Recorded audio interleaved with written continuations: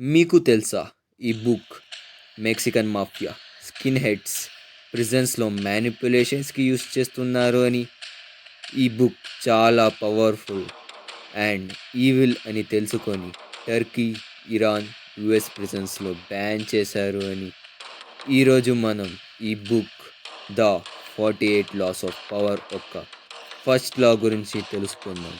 The first law: never outshine your master.